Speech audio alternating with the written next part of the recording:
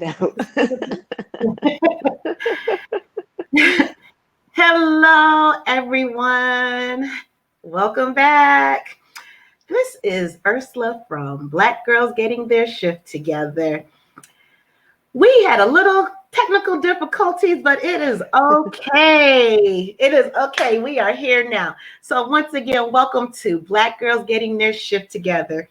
This is a podcast about mental health and wellness, as well as self-empowerment for Black women. And I will also help you chase that fire from within. I'm your host, Ursula, and each week I'll deliver relevant topics and resources that affect our community. So remember, once we identify the problem, that's when we can identify the healing.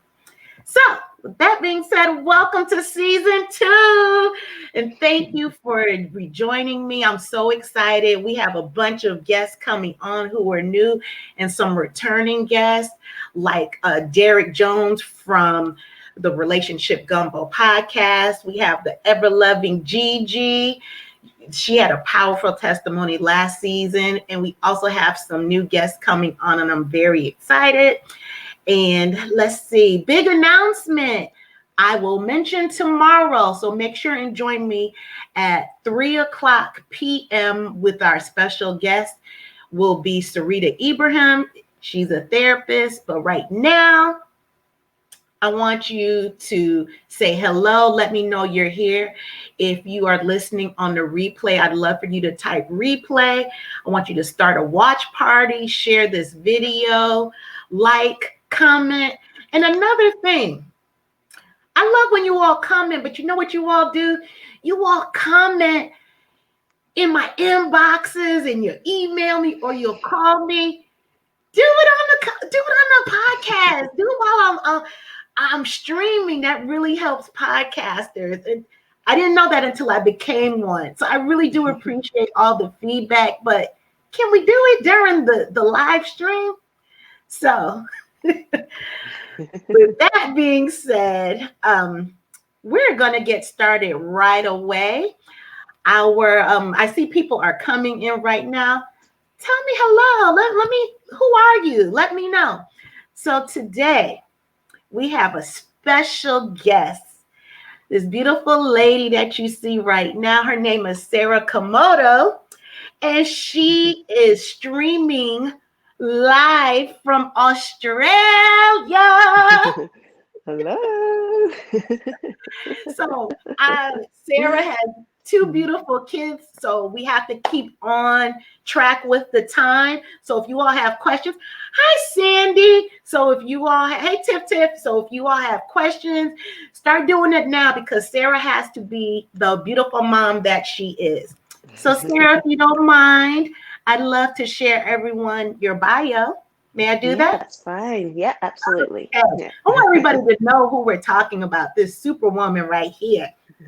So Sarah is an expert in recovery from narcissistic abuse, and she's also the founder of Narc Proof and Thriving.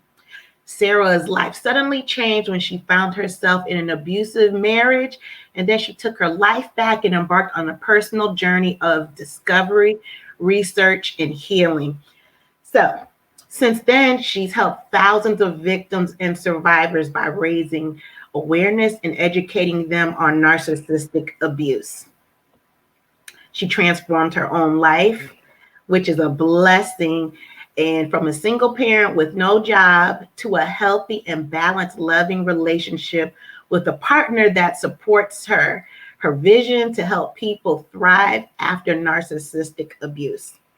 She also dreams of a world where everyone is aware that there are emotionally unhealthy people who pretend to love you while trying to destroy you at the same time, with no regard with how you think or feel. Sarah works with victims and survivors of narcissistic abuse that are going through a divorce, co-parenting, or struggling to heal and move on, and helps them manage their triggers and emotions, regain their confidence, and get closure so that they too can find peace and live the life that they've always wanted without fear. Mm. Whew, that's a lot. It's heavy. Yeah. Did I leave anything out about you? I don't think so. No, I mean, there's lots of things, but yeah, what's relevant is all there. So my first question is, so here in the United States, it is Thursday at 8:15 p.m. What time is it in Australia right now? Yeah, 12:15 in the Friday afternoon. So Yes. it's Thursday Ahead. here and Friday over there. Yes. So let's get Another day. right. We're time warping into another day for sure. So let me get some of my questions out. First of all, what has been your history with narcissistic abusers? Well, like long story short, I Mhm. was in, or I found out I was in an abusive marriage. As I was working out what was happening, like most victims of narcissistic abuse, you think it's you think the problems in the relationship are based on you not being able to communicate properly, you being too angry, you being wounded, or whatever it may be, because you blame yourself and the narcissist blames you as well for everything. Mhm. It came a point where just something happened, and I started asking questions in a mother's group actually online, Mhm. and somebody mentioned control and manipulation, and I looked up those terms, and then I kind of snowballed into discovering narcissistic personality disorder, a traits list that all the boxes were ticked more or less. And Mhm. without doubt, I knew that I had to get out because I was dealing with somebody who couldn't change, wasn't capable of changing, and was trying to destroy me in the process of me loving them. So Wow. I shared it with a very close friend of mine and my dad, like high level, to my dad, and I created an exit plan and got myself out of there with my 18-month-old at the time. And Really? yeah, never looked back. I Were had to you in co-parent. Australia? Excuse me? Yes, I have to co-parent or parallel parent. So I'm not fully Mhm. away from this person, but yeah, that's why it's very important when you're co-parenting to get to a place of healing where you're strong and unshakable, basically. Right. Mm, Ooh, that's some yes. heavy stuff. That's heavy. So what I want to do is, what's your definition of a narcissist? My definition is someone who is self-centered, selfish, always right, cannot see other people's point of view, Mm-hmm. truly see other people's point of view. They cannot sincerely apologize for their behavior. They can apologize, they can say the words, but not actually mean it because they repeat the behavior. And Mm-hmm. also struggle with accountability. They cannot be criticized, and they cannot stand up to their actions and defend themselves. It's always someone else's fault. They're very outwardly thinking, not inwardly thinking. Mm. Yeah.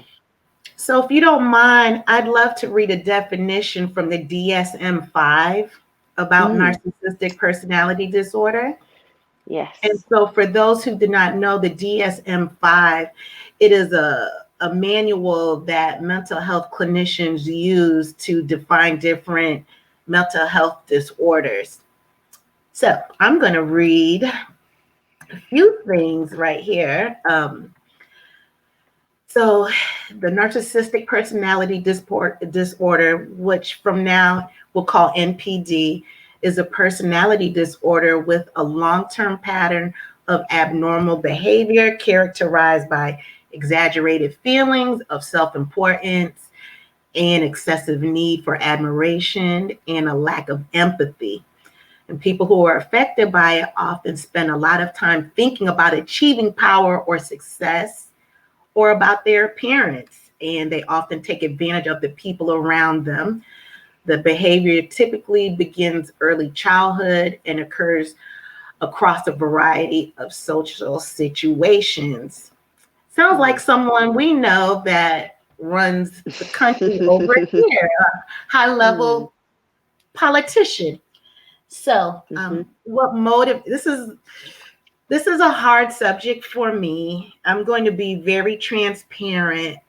that I have suffered narcissistic abuse from a very close family member, which is how I found you. Because in my healing, this is hard. So in That's my okay. healing, yeah, it's rough.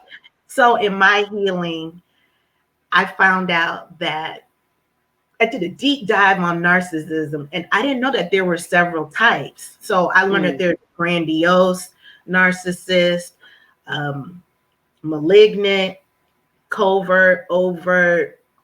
There's more than I thought. So that was my motivation. And after talking with you, whew, you told me that you specialize, or you're very well trained in overt and covert narcissism, which I've experienced both. So today we're going to take a deep dive on overt narcissism. Overt narcissism. So tell everyone, what does it look like? So in general, in terms of like people who are narcissists, I mean, there is a spectrum, and people on the extreme end are the ones that have NPD. Like, say this is the line, narcissist sits here. There are people with varying degrees of narcissism, but on the extreme end is where NPD lies. And I mainly focus on the covert narcissist, because that's the one I have the most experience with. And I believe personally that there are gray areas. Some may display areas of overt narcissism, covert narcissism, depending on the situation. And there's like the somatic narcissist, the cerebral, there's lots of different ones, but the bottom line is they all usually abuse people and use people. So in my experience, the overt narcissist is it's also called like the grandiose narcissist, the one that's loud and proud, very arrogant, doesn't really care how they affect other people. I mean, like the other narcissists as well. And want to be the big I am. Everyone has to hear about their conquests and how great they are and how amazing. So they're easier to detect, in my opinion, than the covert narcissist, because they show their behavior. Yeah. They're the one arguing with the waiter in the restaurant or pushing someone in the street and being very arrogant and you could say like overly confident, but just railroad people, don't really care. So they're easier to spot, and in my opinion, then less dangerous because they show you who they are. Exactly. So how did it look like in your marriage, the relationship you had, I should say? What were some of the signs that you saw, but you were not aware that you were in a relationship with a covert narcissist? Yeah, so now with hindsight and the work that I do and the research that I've done, all of the red flags were there. I just didn't see them or acknowledge them, and the good at the time outweighed the bad. So you kind of excuse these things away. So things like and the fast escalation of the relationship, trying to lock you down into marriage, the love bombing, of course, like soulmates, you're the one for me, you're so amazing. I never thought I would meet anybody like you, just really laying it on thick. And of course, it's what you want to hear. Somebody's saying what you want to hear, so it feels good. So the love bombing. And then it was maybe about 3 or 4 months in, the cracks started to show. Like, started getting blamed for things that I didn't understand what I was being blamed for. Or if there was an issue with the relationship that I raised, it ended up being a discussion where I'm apologizing for something, even though it was an issue that I raised in the relationship. So something never quite felt right. So it wasn't like obvious. I wasn't being called names. I wasn't being shoved or shouted at. There was no shouting. It's very insidious, narcissistic abuse. You don't know it's happening. It's just the undermining, the belittling, the making you feel stupid, but without saying these words, to slowly eat away at your self-esteem and your confidence. So, when you meet these kinds of people, they target you specifically because you have a lot going for you. You're confident, you have a lot of friends, and people like you. And you're charismatic, and they like to jump on those coattails because they like that about you as well. And by default, they think they have those traits. But then over time, they want to, they're here, you're here, they want to bring you down. And they do that by, slowly chipping away at your self-esteem and your sense of self. Right. Lovingly. Right. It's like they give you the love in a beautiful Tiffany glass with nice ice, and it's rimmed with sugar, but it's bleach that they're serving you. Yeah. Mm-hmm. And then you don't know. You don't know. When you know, but when you don't know, you have ideas going around in your head like, is it me? What's wrong with me? What have I done? Maybe I can love them more. Maybe I should do this more. And if someone's reinforcing that by saying, you need to love me more, or you need to communicate better, or you need to learn how to do X, Y, Z, then if you already feel that way about yourself, then they just bring that out in full force. And it seems like it's the truth, that it is you and not them. So I'm sorry, go ahead. What were you about to say? No, that was it. Yeah. So I wonder, I know that narcissists, the overt ones, they're predators. And I feel that the people that they target, they have this inflated sense of self, but I feel like they want to be that person that they stalk, because they know deep down that they do not have those qualities. I think that they're jealous of their partner. Yes, what do you think? I think that's with all people with NPD. Like, they are attracted to those great things about you, that you have a great career and friends and family, and that you're happy, generally a happy, confident person. They like those things, and anybody would. But at some point, yes, they get jealous because they can't cultivate those things within themselves without lying, cheating, stealing, and bringing someone down. So by bringing their partner down, that makes them feel better. Mm-hmm. Whereas you got those things yourself through hard work and just being who you are, just naturally, they cannot get those. They're not like that. They don't have empathy. They're not kind and caring. They have to wear a mask. This is more like the covert narcissist. They have to wear a mask and pretend. Yes. Yeah. So yes, this sounds like someone that's here in this country. Exactly. It's a textbook case. The blueprint is right there. I don't like narcissists at all. I really believe the narcissists are a human form of COVID-19. That's funny. Yeah. I really do. I've been affected by it. Huh? You know what, though? Like, I kind of think I don't like them. I don't dislike them. I don't anything them. They don't deserve anything. Yeah. I'm still going through my healing process. Yeah. Just like where you are. I'm definitely much better than where I was. But I do understand that the healing, it never stops. No, it doesn't. It's ongoing. It's ongoing. So yeah, I guess I'm not healed 100% because I don't hate anyone, but if there's a spectrum, like, I'm right there with Yeah, we're never fully healed, I think. I think we peel back the layers and we go through the pain of healing. But and you heal from the narcissistic abuse to a point, and then the rest of the healing, you focus more on yourself, and it's focusing on becoming your best self. And it's not even about that experience anymore. It's about being your true self and not being afraid and becoming self-validated. Yeah.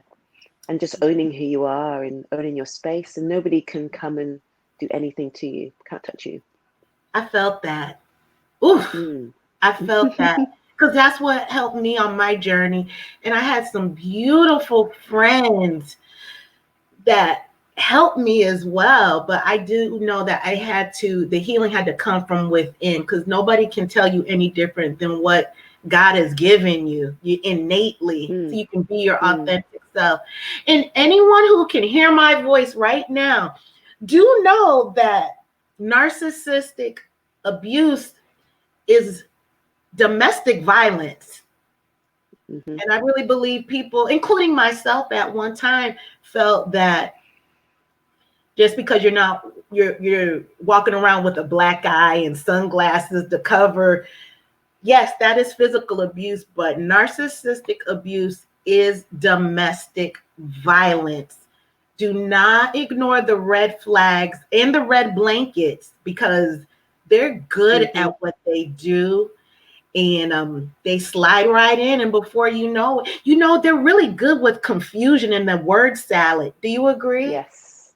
Yeah, scrambling your mind and going around in circles, circular conversations that are quite frankly exhausting. They're mentally exhausting to talk to and be in those situations with them, because they grind you down and you get so confused and gaslighted as well that you don't know what's up from down usually, and that's on purpose, that's intentional.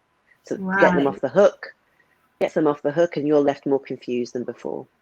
Can you explain to my listeners what gaslighting is?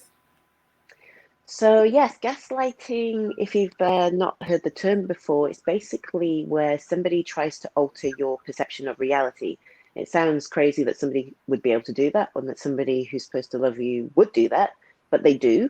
And the term actually comes from the old Alfred Hitchcock show. It was like a theatre production and then turned into a movie, where the husband would dim the gaslight in the house every night, just a little bit. And the wife would say, "Have you noticed that the lights are getting dimmer and dimmer?" "No, darling, it must be your imagination." And she feels slowly like she's losing her mind, like she's going crazy. And that is exactly what they do. So your version of events and their version, you might go to them and say, "Why did you say and do this?" "Oh, you must have heard incorrectly. That wasn't me. You're crazy." "Or why did you do this?" "No, I didn't do that." "Well, who did it then?" "I don't know. Maybe you imagined it."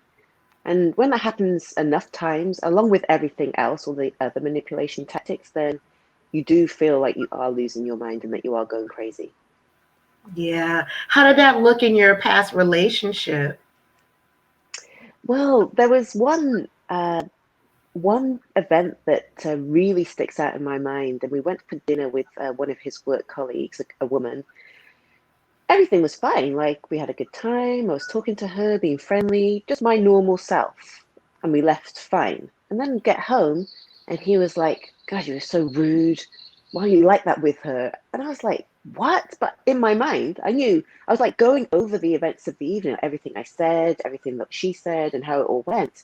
We're only with her for maybe a couple of hours. But even at that point, even though I knew what happened, I was there, I was like, "Oh, maybe I said something, maybe I did something." And I had that going over and over, trying to find what I said and what I did. And, Yeah. and then I ended up apologizing, because I'm like, well, if he's that angry about it, then obviously I must have done something, Yeah. and I'm not insane. But that is how easy it is to gaslight someone. Right. Gaslighting is like brainwashing. So things like that. So if you have enough of that going on over the years with someone, then you will feel like you're losing your mind, because your recollection of events and theirs is very different, and they're very convincing at trying to tell you what actually happened in their Right. eyes.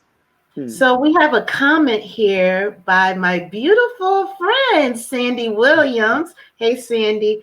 She said, "Wow, I literally made a doctor's appointment and went after an ex of mine gaslighted me." Mm-hmm. See how they turn you?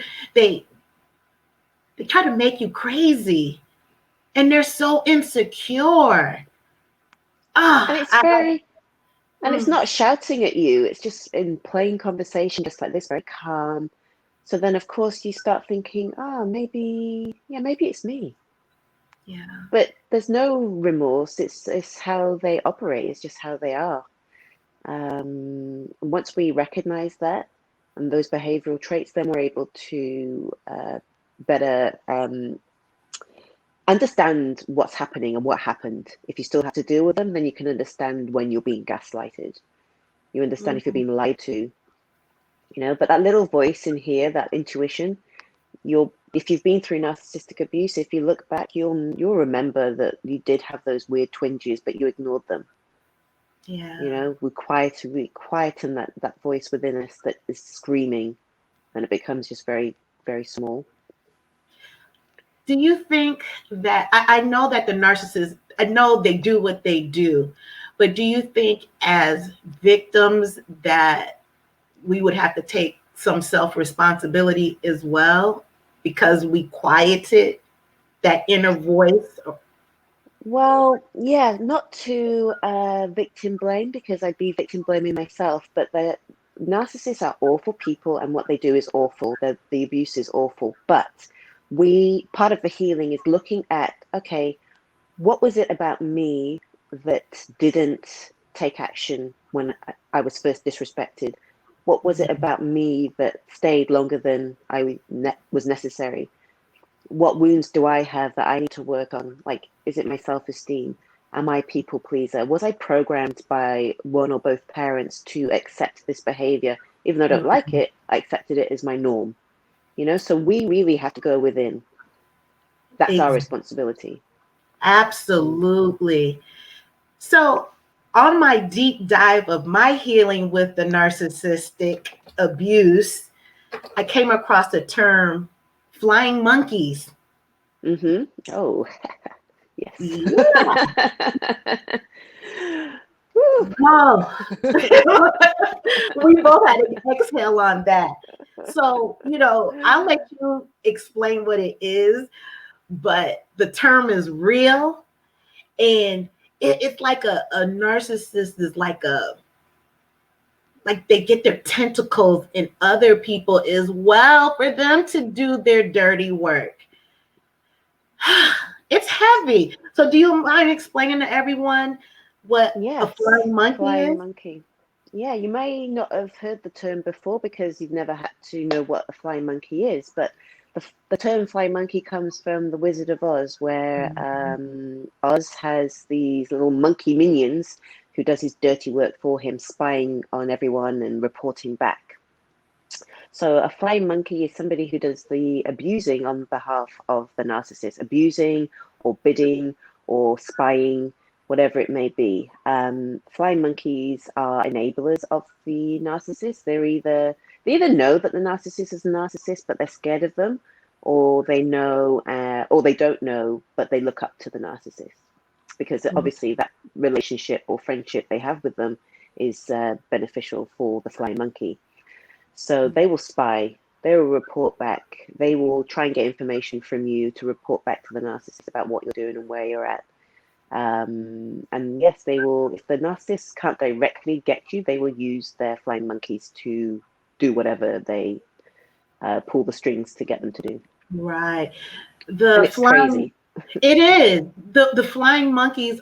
So the narcissist will make the cocktail of the bleach, and the flying monkeys are putting the ice cubes in it and helping serve it. And then delivering it to the flying monkeys. I don't like them either, Sarah. In my opinion, they're just as bad as the narcissist, because they're either aware and don't care, or they're unaware and completely naive to it. But either way, they hurt you on behalf of the narcissist. And sometimes they can be family members, friends, colleagues, but family members, worse, I think. They are. Yeah, this is heavy for me, but it needs, they are the family members are just as bad. Yeah. And narc abuse isn't an easy thing to go through, and it's equally not as easy to heal from, and it is painful and it does hurt even to talk about things. But once you can talk and process, that's when you can start to do the work. Once you get to a place where you're not so much in pain, you can still get upset and emotional, that's fine, but as long as you're still making steps to move forward to heal and understand, that's when we can really break through and move towards where we're supposed to be. Absolutely. Did you have any flying monkeys in your relationship? Yes, I have flying monkeys. I have current flying monkeys. Oh, how do you deal with them? Or whatever you're comfortable saying, how do you deal with They are blocked just like well, the narcissist isn't blocked because I have to parallel parent, but I'm not in contact with them. And that's Mm. a decision. All mutual friends were blocked as soon as it happened, as soon as I left. But these particular flying monkeys are actually family members, so it took a little bit of a while for me to suss it out. But as soon as I did, I knew it wasn't a decision I had to deliberate on. It was like, no, I can't do that. I'm not doing that to myself. I already left a relationship like that. Yeah. And now you're kind of doing their dirty work, and I'm not going to be a part of that. Right. Mm. Yeah. Was it hard to do that because it was a family member? Not really, because I kind of knew that they were toxic on some level anyway over the years. I Mm-hmm. knew, and I had cut them out before and then went back. Mm-hmm. So it was kind of like the final nail in the coffin for them to show their true colors. And I was like, nah, that's Yeah. confirmed it for me. The fact that you're going over there and doing their dirty work. Yeah. Would you Mm. consider flying monkeys victims as well of NPD? Well, I mean, sometimes you find your tribe. So if you're a narcissist yourself, you may flock to a greater narcissist and become their flying monkey. So possibly. Sometimes I think they can be, and sometimes I think just completely oblivious people who are Mm. being used as pawns. Yeah. That. Yeah. Yeah, it's definitely. I'm going to read a comment here from Sandy. She said, speaking of family members, I've been on the opposite side of this and told I'm part of a narcissistic family. What the hell? Mm. Mm-hmm. That's interesting. Well, if somebody outside has seen that, then you might need to trace it back and look at the traits and look at how you if it was to do with if they're referring to a parent or something like that, then have a look at your upbringing, because it doesn't necessarily mean that there was narc abuse like Mm. we are talking about it now, because when it's a parent, they could also give you everything, but put high expectations on you, make you an extension of them if it's a Mm. parent, and give you everything. But if you step out of line as far as they're concerned, or don't do what they say, then you're in their bad books. So if you're always trying to strive to get approval from a parent, one or both, then it's possible that one of them was. Yeah. Even though they may have given you everything, they might have doted on you or seemingly doted on you, but yes, there would Mhm. have been a price to pay for that as well. Yeah. Everything is transactional with them. Mm-hmm. Yep. If they're being nice and giving you, there's a nice gesture, there's always a price you'll pay, whether you're going to hear about it later on or not. They'll bank that away and use it against you. Hmm. So are people born narcissists, or is it developmental? I've heard some things, but I'm curious what you know. So, I mean, I'm not a psychologist or a therapist, so this is just from my own research and my own understanding. I think they are made, not born. Mm-hmm. And I believe that it has developed in them as a coping mechanism, a very unhealthy coping mechanism. But either one or both parents were narcissistic themselves, so the child was always trying to get their approval and trying to do everything to be loved. Or one or both parents put the child on a pedestal and told them how amazing they were, so that they never felt like they had to try and that everybody was going to treat them that way. That's I just my thoughts.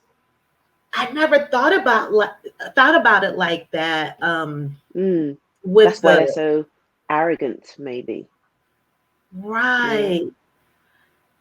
I didn't know that about the parent who would put the child on a pedestal, that you could create one that way. Interesting. That's just my thoughts on that, because that would explain why somebody thinks that everyone else is going to treat them that way as well. Right. We have a comment from Nicole, and she said it's a trauma response. So trauma response, so the one or both parents were narcissistic or abused them in whatever kind of way. But yeah, trauma response, unhealthy coping mechanism. But and I think it's before the age of like 6 or 7. I think they say 7. We form our coping mechanisms and our beliefs, and our kind of personality is cemented by that age. Right. Yeah, and it makes sense because of the coping mechanism. It shuts everything down. Yeah, the empathy. Yeah. Let me tell you a story real quick, and then we are going to start wrapping it up, because I know you have your babies to attend to. So, okay. And people who know me, they know who my old employer used to be. So her closest niece committed suicide. She hung herself on a Monday. And then my boss came back because she was more concerned making sure that we were at work on Tuesday. And she drove all the 2 hours away. I mean, she literally had to go in the closet and cut the noose off of the railing where her niece hung herself, but she was more concerned about her employees, making sure that they were at work. No empathy whatsoever. Was she upset or anything? No. Yeah. That was bizarre to me. That was not bizarre. Normal. It's not really a normal way to react to something like that. No, not at all. Not at all. And that's the thing, like, narcissists are everywhere, and we may be married to them, we may have parents who are that way as well, but they're also colleagues, bosses, friends, aunts, uncles, you know, they have other relationships, and I think people see that side of them as well, to varying degrees. So what was your first step to becoming a coach? Or excuse me, I'll ask that in a minute, but excuse me, let me go back. What was your first step in your healing from your narcissistic relationship? Well, I did a lot of things, but one of the main things I remember doing, I listened to a lot of YouTube videos on healing. And I mean, first of all, I got the education around what I was dealing with and who the person is and the tactics that they use. But then I had to shift the focus to myself and start healing and looking at, okay, I thought I loved myself, so what's the deal with this? I allowed this to happen. Not that it was my fault, but I couldn't have loved myself to the level that I thought I did. So I did a lot of meditation on self-love, a lot of meditation on wounds and healing wounds, a lot of meditation on, okay, what was it about me that thought that it was okay for someone to keep treating me that way? And I thought, yeah, just keep going. You know, I'm also an empath, so I give and I try and I fix and I want the best for everyone, and I see the best and the potential in people. And I think that was my downfall, because, you know, you heard the term the wounded empath. I didn't realize my power. I didn't know at the time. I had no idea until I went onto this. Can you go into that? I've never heard that before. So the wounded empath is someone that doesn't realize that they have this power. They are an empath. They don't realize how powerful they are. I took it for granted. I thought everybody thought the same way as me and had compassion just like me. That was my downfall, thinking that this person had the same kind of feelings and wanted the best for me, just like I wanted the best for them. So yeah, it's like you have this superpower that you don't realize how to use it. You don't realize how to protect yourself. and you don't realize how powerful it actually is. But when I started on this healing journey, everything started to fall into place, and I realized just how powerful I was, and just how I held the answers, not anyone else. I had the answers within me. Yeah. I love Mm, that. So what uh, made you become a coach? well, because I didn't realize, but I realize now that I am an empath. I'd always been the go-to person for friends, and people come to me for advice on this, that, and the other, whatever it may be. And I Right. was always good at giving them like the broader picture and different options, and getting them to find the answers within themselves. But Mm-hmm. just quite nurturing, and just nurturing personality. Mm-hmm. And I started sharing posts on Instagram, just inspiring posts and things that uplifted me. I thought, well, if they uplift me, they must help uplift other people. And Right. then as I was healing and getting stronger and standing in my truth and becoming more of who I always knew I was meant to be, I then shifted towards calling it what it was. I was scared at the beginning, in case anyone Yeah. was watching or looking and accusing me of anything. So I tentatively just started, it's just inspiring and motivating. And then I just thought, no, this is what it is. I'm going to start talking about this now. It has to be, if I didn't know, other people surely don't know either. And started Mm, educating and raising awareness. And then, yeah, just letting go of the fear. The fear just kind of shed off me as I was, um, yeah, I guess as you heal, the fear drops away, yeah. and you speak your truth. You have no other option but to speak your truth. You can't keep it contained. And the benefit of helping others versus the fear that you may feel is it's a no-brainer. You have to do it, you know. Yeah. Mm. And From then that evolved into, sorry, I was just helping people uh, left, right, center, and then I decided to go into actually doing it as my profession. So I had wow. a job, I had a part-time job, and I quit my job and did it. I was doing it alongside my work, and then decided to get rid of the job and focus and dedicate it's my mission to raise awareness and educate and help people heal and realize their own power. Wow. So anybody who's listening, if you listen to the words that Sarah is saying, I mean, it's resonating so much with me because you have to stand in your truth to start the healing, like you said, and call it for what it really is. And Mm, don't ignore the 80% of the person who you're in a relationship with or your coworker, but we're talking about relationships, the monster that they are, but focus on the good 20%. No, but the healing comes from within, and it's all about self-validation. I yeah. totally agree with that. That way, when you do have a family member or a coworker, they can't tell you anything different. It's not going to affect you whatsoever.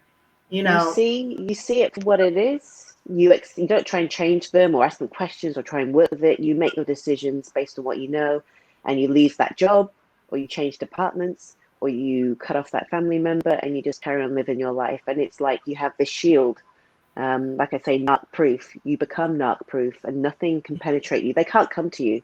No one can come to you. You know too much. You know too much about those types of people, and they get deflected. absolutely. I Yeah.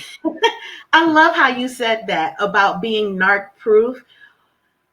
I know I am narc proof because I don't want to talk about it now because it's still too fresh. But some people on here Yeah. know what happened and recently, and for the first time, their narcissism with this particular person did not affect me. Mm. Mm-hmm. I didn't even argue. I didn't, the flying monkey was right there in my ear. Nothing. And even this summer, I was at a barbecue and there was a narcissist there and they wanted to put on that face. And no, No, Mm, it cannot affect me. No, yeah, because right here, I've done so much inner work. yeah, The shield around me, it's unbelievable. It cannot be penetrated. And if it does, yeah, I know how to plug it up, put some coke yes. in there. It won't happen again. It will not. I just want to read a comment from Tony of Tony Bakes. She said, she's repeating what you said, Sarah, the benefit of helping others versus the fear. Her mind is blown. Hmm. The fear has to be put to the side because the people that you can help by sharing your story and helping them follow in your footsteps, that's greater. And my mission was always if I can just help one person, give them something that I didn't have, I'd be happy. And it's magnified more than I could imagine. Mm. Speaking of that, we're going to start wrapping it. Oh, first of all, let me let everyone know. Talk about manifestation. I've been following Sarah for a minute, even before I started this podcast. And, her words resonate so much. And she's on Instagram, and her name is Narc Proof and Thriving. Look her up. And she's saying, like, if she could just help one person.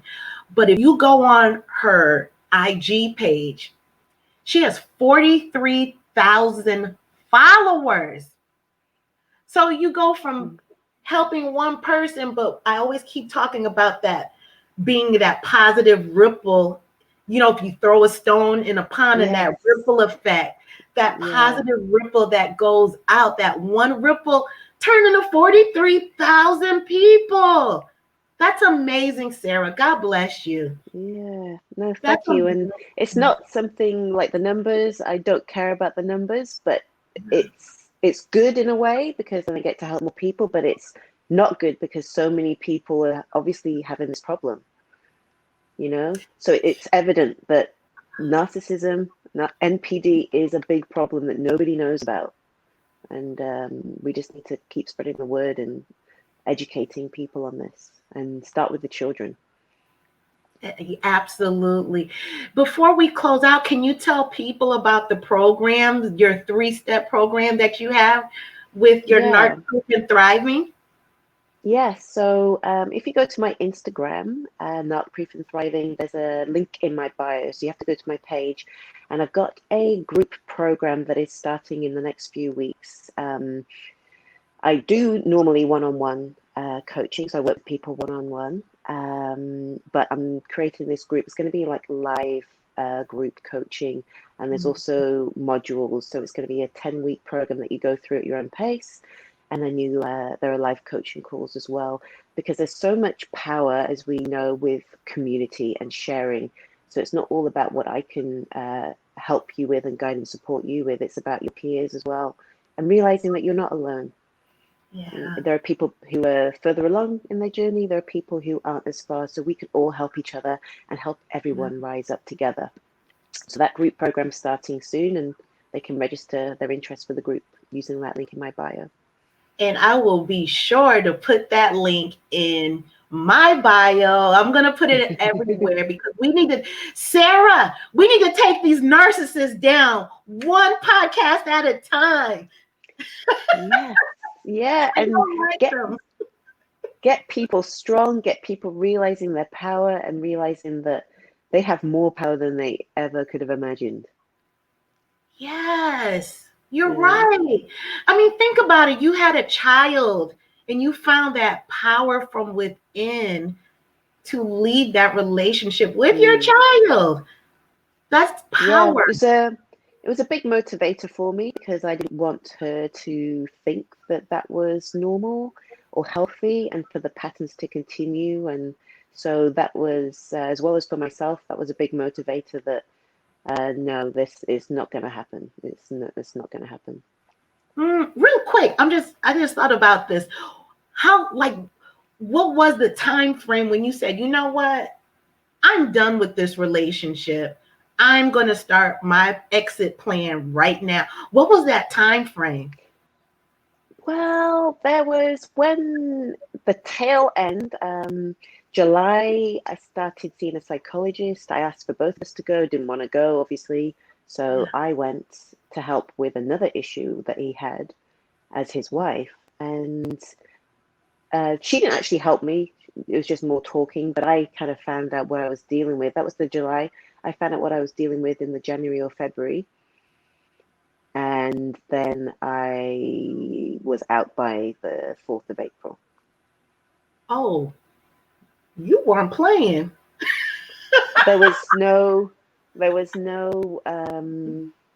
I don't know. There are two different people out there, and there's no one that's better or worse. I think that you find out what you're dealing with, and you don't need convincing. And then there's another type of person who finds out what they've been dealing with, but they need to tick all the boxes and find all the reasons why they maybe aren't what they think they are. Right. You know what I mean? And there's no right or wrong. It just people process things differently, and it depends how long the relationship was and what your background is as well, and what other wounds you had, and or childhood trauma yourself. Mm-hmm. But yeah, some people find out and they're like, no, although hard and difficult, like I'm making it very simple, it was difficult still planning quietly and the emotional healing that had to go on. But there was no excuses made. I was like, no, that's it. I know now. I've got to move on. But there are some people who still struggle with reconciling those feelings and emotions and try and understand it more, or try and find reasons why maybe they're not a narcissist. Yeah. Yeah. I'm glad you said that, because I'll admit I've been this person. Well, why won't they leave? And why is she staying? Why is he staying? But there is such a thing called a trauma bond with someone, and it's not that easy. So just letting everybody know, have grace with anyone who's in a relationship like that. And they may not even know that they're in a narcissistic abuse, but it is domestic violence, whether you're married to the person or not. But it's just to have grace, but you still have to do the inner work for sure. Yeah. And the inner work, everyone wants to know what the inner work is. It's no one thing. It's going deep, and when you feel that you've reached the point where you've gone deep, you need to go further and further and further and further. Keep taking those layers off. Right. It's just like working out. I have a lot of fitness friends on here that we work out and we're in shape, but the true work comes in when it physically is uncomfortable. That's when growth happens. That's when your muscles grow. And same thing from here and right here, when you do the inner work and it gets uncomfortable, and those coping skills are knocking at the door, like, hey, come drink with me, come eat with me, come have sex with me. All distractions. The distractions, but you have to put them to the side. I won't say get rid of them, but put it to the side and look from within. And it's very important to have accountability partners, because we do not have to go through it alone. You don't have to. Don't struggle alone. It's harder. It's longer. It's more painful. If you can find a community like the group program community that I'm creating, do it together, help each other rise, and it will be a lot less painful and more direct path to healing, because it isn't easy. It can be just as painful as the abuse sometimes. But at the end of healing is beauty. If you stay where you are, you get more of the same. Yeah. Absolutely. You either choose to heal or you choose not to. Yeah, it's a choice. It's a decision. And even if you do nothing, that's still a choice you're making. If you do nothing and don't heal or stay with the person or stay getting hurt, that's still a decision that you're making. Right. And everyone, it's never too late to start the healing process. Never too late.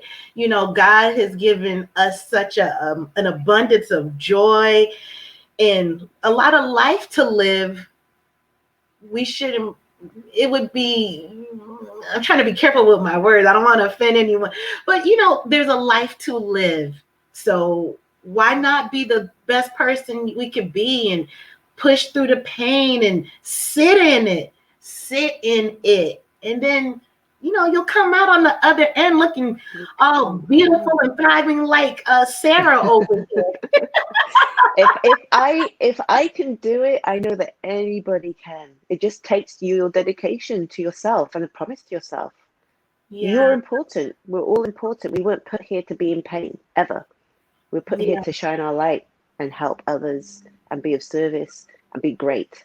That can't happen in those relationships. I felt that right there. And, also for people to put their ego aside. Briefly, I have a friend, Nicole. We will work out together, and I'll never forget, we were walking to this park, and I wanted to tell her about what was going on, and I didn't. It's like I wanted, but I can see now, looking back and taking self-accountability, my ego prevented me from telling her anything, and the toxic shame that came with it. Okay, now, 2 years after that, I couldn't take it anymore. What did I know? She's a therapist, but she wasn't my therapist. She was my friend. She was an accountability partner. She was someone I've literally cried and bawled on the phone with this woman.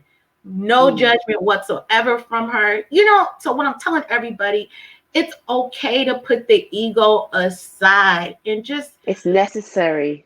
It's actually necessary. Yeah. It is, and you never know what people go through. Real quick, I'm going to end. I just want to read what Alicia Carter, she said to you, Sarah, that she's so glad that she tuned in. She learned something about herself and the people in her past. Okay, good. It was meant to be. Sarah, you are healing lives all the way from Australia. You just sprinkling all of them. Do you know, I'm not like a hippie, but I am like nurture. I want to love people. I want everyone to feel great. Not at the detriment of myself, obviously. That's happened. I've learnt my lesson. But everyone has the potential to be amazing and great. And if you can pick one thing up from me, then I'm happy and grateful my job's done.